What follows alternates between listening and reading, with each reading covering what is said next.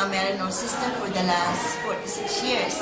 So way back in 1948, I was a little girl. Ang natatandaan ko, I came here kasi eskwela pa lang ako, grade school. And I remember all the people running in, and there's one incident that I thought I would never forget. I was one of the small girls, and people were all running, and then I saw, with my own eyes, a man who just threw his, what do you call it, muleta? He just threw it up, and then I was almost, what do you call this? I was almost stepped over, so I was told not to come back here. And so after that, I seldom came here, but then when I was growing up, I went to Marino School, finished high school, the first graduate of OLRA, went to Marino College, and then eventually became a Marino nun. But before I became a Marino nun, I came over to Sister Celine. And I told her I would like to be a nun, but she said, no way, you cannot be a nun. So instead of joining Carmel, I joined Marino Missionaries, and since then, I have been working in Africa, in Tanzania, East Africa. But all I could remember is that in 1948, I was one of the little girl who was here, who frequented the place. But then I was forbidden to come because of yung dami ng tao. So they told me, don't get. But I saw with my own eyes a man who was able to walk. And that time, there's also the image of Our Lady, but it was enclosed in his, like a glass. And in this glass, I saw, you know, yung lily. It's like a lily. Azucena ba yun yung puti? Gumagalaw, but then there was two big bases. But only one is moving, just one stem. And that was my recollection. And I never forgot that. And that was the beginning of my belief. Because I really believe that Our Lady was here. I believe Our Lady is the one instrumental in bringing us all together. And up to this day, I've been in Africa all these years, but every time I come to Lipa, I never forget to come to Carmel because this is where my faith had been strengthened. I believe the Lady was here, and I believe Our Lady will be the one to guide us all. Thank you very much. I'm Belcosano from Lipa City. I was born in 1948, the same time, the month of September, the same time when the Apparition happened here in Carmel. But my mother told us that during that time, they were in Carmel, in the patio, on the field, and there were roses falling from the sky, and she had roses in front of her. And from then on, she had a very strong devotion because she was one of the devotees of Carmel. And I guess by what my mother keeps on telling us, I have inherited her duties to serve Carmel and to serve the Blessed Virgin Mary. And I strongly believe, because there are so many miracles that happened already, even in my life, I strongly believe that the Blessed Mother is here and is always here with us. Ako po si Tessie R. Rosales Pastor, panlimang anak ng aming magulang, si Dr. Godofredo D. Rosales, at ang mama ko na si Remedios Mayo Borbon from Lipa. Gusto ko lang, andito po ngayon ako sa Carmel at isa sa mga libo-libong deboto na nag-aalay ngayon ng parangal para sa ating mga inang birhen, pag-alaala sa kanyang paghihimala ng mga nakaraan mahigit ng 6 na taon dito sa lungsod ng Lipa, sa looban ng monasteryo ng mga Carmelita sa Lipa. Siguro po, gusto niyong malaman, gusto ko pong i-alam sa inyo, bagaman ito'y nasa kwento ng history ng mga Madre sa Lipa, na noong 1948, I was just a young child, just starting to go to school, and I do not have much nice memory about it, except that I knew suddenly ang magulang ko ay nagpatuloy ng mga madre naka-brown. Hindi ko po alam na Carmelita sila, at sila'y naghahanap ng matitirahan dito sa lungsod ng Batangas. As the years go by, as I was growing, ay talaga po namulat kami sa devotion kay Mama Mary. Ang aking pong ama at ina ay nagpatuloy sa aking mother, yung daw taga France. Tandang-tanda ko po yun sapagkat ako'y takot sa kanya kasi malaki siyang babaeng naka-brown. And suddenly, nawalan ako ng kwarto sa bahay sapagkat yung aming sala, isinara yun para maging cloister ng ilang madre. Hindi ko po matandaan kung 3 o 4. Pero may Pilipina po doon na si Sister Laurentia yata. Hindi ko po alam kung buhay pa siya. At saka ako po naman ay nakapisang muli sa kwarto ng aking magulang. Yung pong amin ngayon, ang aming pong bahay bilang isang 100 ancestral home, yung aming kwartong tinutulugan ngayon ng aking asawa, dati nung aming mga anak, nung maliit pa, ay siya naman naging tulugan ng mga madre. Ay doon na lang yung makikita, masusukatan ang aming ang debosyon at paniniwala sa mahal na ina. Kaya nga po, nawala na ang matatanda, ay nandito pa rin ang aking alaala sapagkat bawat namin mga pangangailangan, dito kami tumatakbo. At saka, tanda ko po nang ako'y nagkaroon ng konting aksidente, nabugo yung ang aking side ng nose, ay bumabalik po yun kasi yung nagkaroon ng sebaceous cyst. So, ino-operahan yan madalas ng father ko, who is a doctor. Alam ko yan ay gabi-gabi. Ang aking ina, kikipitin niyan ako sa gilid ng kanyang kama at ako'y magdadasal kaming dalawa ng mataimtim habang yung petal ay ilalagay sa aking ilong.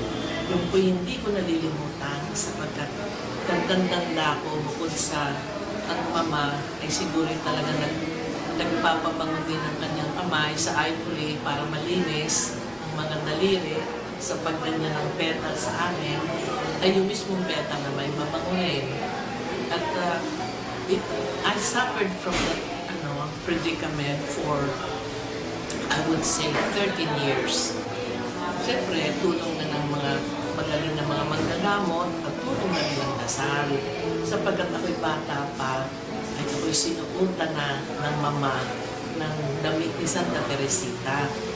Siguro hindi pa uso dito nun ang mga prodigy, pero ako'y pumupunta dito nag-iisang nakasuot madre.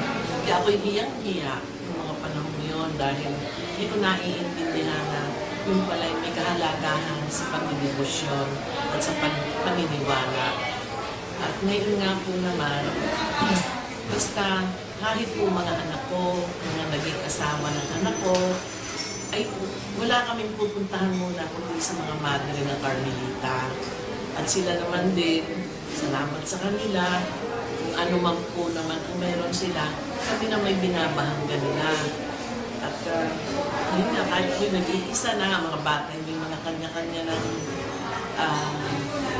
destino abroad, may kanilang asawa, pinabuti ko na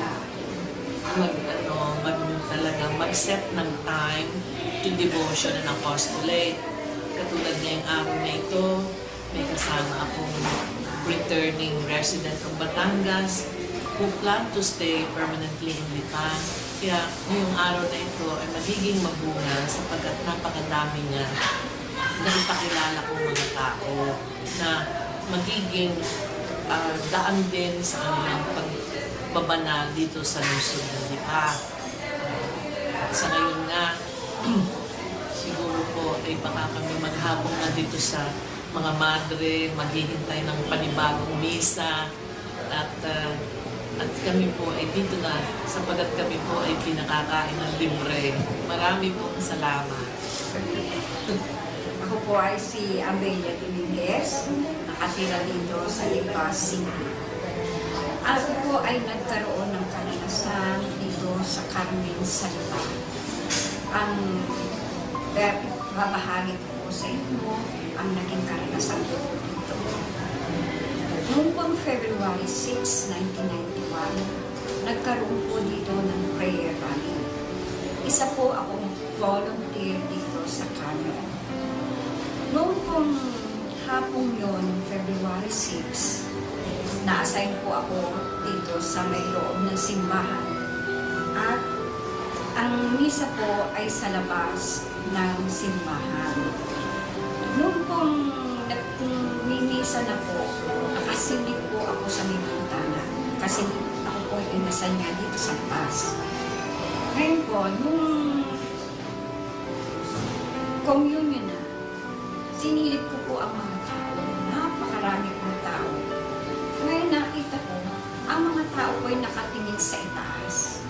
Pagsilip ko po, tumingin din ako sa itaas. Nang pagsilip ko po, nakita ko po ang araw. Kalaki-laki po ng araw siyang sumasayaw po. At ang mga tao po ay meron iiyak, meron po namang nagpapalakpakan sa tuwa. Ngayon po, nung matapos po yung misa, ay nadinig ko po na sinabi ni Archbishop Gabiola na siya po'y natutuwa at nakita niya ang araw na sumasayaw. Ngayon po, nung pagkatapos po ng misa, ako po ay nagpunta sa may kusina at napalog po ako ng pasay. Pagkatapos po ng aking trabaho doon, ako po ay nagpunta kay Mama Mary, doon po sa kanyang altar. Nasa lubong ko po ang aking asawa. Ngayon, nung siya lumabas, ako po naman ay papasok. Pagtingin ko po, ako po ay tumingin kay Mama Mary at ako po ay nalipon. Pagluhod ko po yun, may napansin po akong isang bagay. Isang pong peta na pagkapula-pula po. Ngayon po ay napatingin po ako sa aking likod. Nakita ko po ay dalawang mag-asawang nagdadasal. Pagkatapos po ay kinuha ko yung petal na yun. Nilagay ko po sa aking palad at pagkatapos tumingin-tingin po ako sa paligid. Tinignan ko po baka naman merong mga nakalagay doong bulaklak na maaari po yun ay nahulog. Wala po akong makita. Ang ginawa ko po, kinuha ko yung petal na yun at ako lumabas. At sinabi ko to sa aking asawa.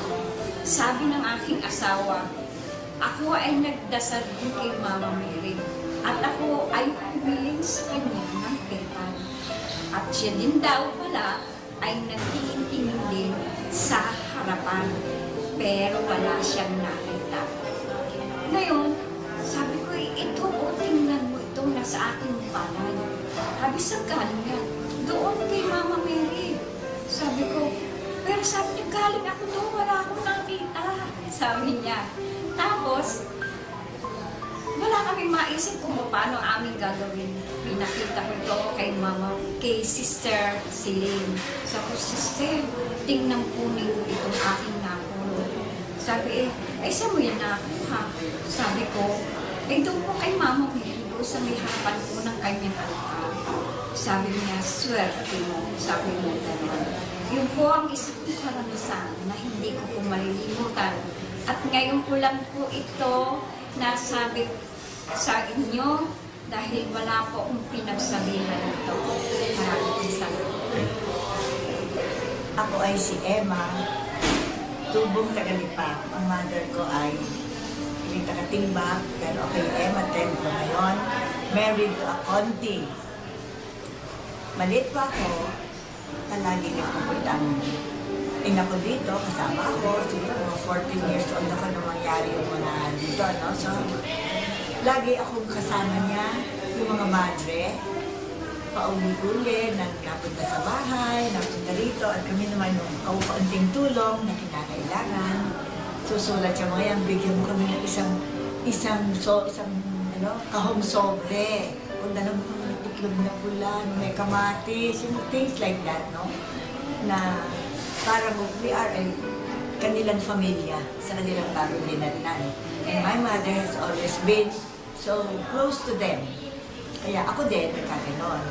Lahat ng kanilang mga ceremonias, mga pagka-clothing ng mga madre, nakilala ko lahat yan. At my young age, kunti na nga pa akong nakasali. Nawala lang. Tapos, itong nagkaroon na ng mga malalaking pangyayari, nandyan pa din ako kasi high school na ako noon. At nagpupunta kami dito, araw-araw. Lakad, wala namang mga sasakyan noon, kasama rin mga teacher. And we experienced a lot, seeing so many people from all parts of the Philippines coming over, you know.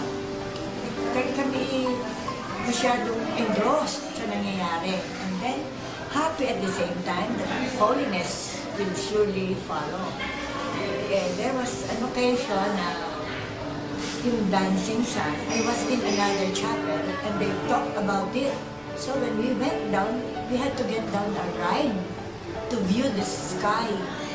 And sure enough, the sun was changing colors, dancing, no? And then, pagtingin ko sa baba, pag tumingin ka sa tao, hindi mo sila kita. Blurred na yung mata mo. I hurried home kasi gusto ko din makita sa bahay ng mga kasama ko sa amin. Pagdating ko, dali kayo, dali. Sabi ko, lumabas kayo at tingnan nyo, still it was there. No? Yung nakita ko na change, tapos lumatapos siya, it turned like a host. Nung huminto, talagang parang host siya. Tapos, the day after yata, lumabas sa periodiko about that incident, and what I told the people around me was what was written on the papers. So sabi ko, pareho kami ng view nung nakakita niya sa Manila. It was not the first time that I saw the dancing sun. That was the first. And the second one was, I was riding on a car, we were going to a meeting. I was attracted by the flaring of light sa kotse. Sabi ko, may sumusunod yata sa atin. Sabi ko gano'n, nag-flare. Tapos sabi ko, bakit ganyan? Pati surroundings. Yun pala, color ng sun na naman. And it was having again a dancing sun. It was a first Saturday. Ako po, si Ginang Caridad Pagkalawanggan Guerra ng 7 de Junio Street, Lungsod ng Lipa. Ipagtatapat ko po kung anong naranasan ko nang ako'y batang maliit pa. Ako po noon ay 5 taong gulang. Nakasama po ako ng aking ina sa simbahang ito na nakita ng aking ina na nagmimilagro ang Our Lady of Adriatics. Sa tuwa po ng aking ina, tinawagan niya ako. At nang makita ko po, natuwa ako, tumiiyak ako. Ang ginawa ko po, sabi ko po sa aking ina, buksan niya ang eskaparate para mahipo ko ng totoo. Nang binuksan ko po ang eskaparate, ang naamoy ko po ay amoy roses na kulay pula. At noon po, ay hinipo kong kanyang mga mukha, kamay, at katawan na parang talagang totoong buhay siya. Ngumingiti siya at ang kanyang mga labi ay ngumingiti, pati mata niya ay nagtutuwingkel sa tuwa. Noon po ay ako napaiyak at sinabi ko, Mama Mary, buhay ka. Ang lambot-lambot mo, totoo ka. Ngayon ko lang naramdaman ito. Tapos po, nagalit yung isang mongha dito. Patay na po siya ngayon, hindi ko matandaan. Tapos sabi ng mongha, bakit daw pinakalamang ko yung eskaparate? Sabi ng inay, kung gusto ninyo, ako nang inyong kagalitan, huwag ang aking anak. Dahil siya po ay bata pa, wala siyang muang. Noon po, ang ginawa ng mga mongha, inalis na ang Our Lady of Adriatics na nagmimilagro. Ang tanda ko po sa kanya ay siya 5'8", at siya po ay may black rosary na ang kamay niya noon ay umiikot ang rosary sa kanyang kamay pero hindi kumikibo kamay niya. Malambot na totoong-totoo siya na laging nakangiti sa akin. Tapos nung kung after 30 years na hinahanap ko siya, humingi po ako ng sign kay Mama Mary na pagkalooban niya kung makita kong muli siya. After 3 years, ng 30 years na yon, hinirang aking paa papuntang kumbento ng mongha. Na nakita ko po na ang kurtina ng pulungan ng mga mongha kumikibo pero walang hangin, walang electric fan. Tapos po, nakita kong biglang sumingaw, yung bumukas yung kurtina. At nang makita ko po ay si Mama Mary nakatawa sa akin. Ang sabi ko, siya ang nagmilagro sa akin na ako'y batang 5 taon. Diyon po ako 63 na hindi ko malilimot ang kanyang milagro sa akin. At tuwi pong ako'y kanyang may kailangan dasal sa kanya, tinutulungan po niya ako. Katulad ng dapat ako mga operasyon goiter na wala pong bigla. At nung pong 1 taon, nag-iisa ako, sumasama ang lasa ko noon. Tapos sabi ko, Our Lady of Pediatrics, wala akong dalang gamot. Paano ako makakauwi sa amin? Tapos po, nagdadasal akong sarado ng aking mga mata. Nakatas ang kamay ko, biglang may pumatak na bunches of kamya. Tapos po sabi ko, pag-uwi ko, kumuha po ako ng jar na sabi ko, through this kamya, ako gagaling na wala akong iniinom na gamot. Pag inom ko po noon, nakatulog ako na mahimbing. Kinabukasan po, ako'y magaling na at ako'y nagpapasalamat sa kanya at hindi na binibigo ang bawat inom ko.